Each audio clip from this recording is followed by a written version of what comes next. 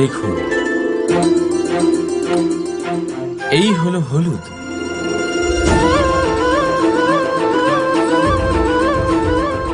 আর এই হলো চুন।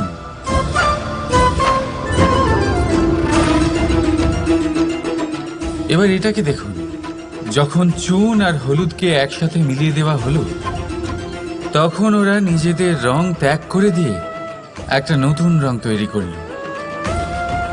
প্রেমের রঙও কিছুটা এইভাবে অর্জন করা হয়। এখানে কোনো আমি থাকে না, শুধু আমরা হয়, শুধু একাত্ম হয়। সেই জন্য ত্যাগ করুন নিজের অস্তিত্বকে, আর মনের উত্তেজনাকে আলিঙ্গন করুন। তারপর দেখুন আপনার এই প্রেম আপনাকে কোথায় কোথায় নিয়ে যায়। রাধা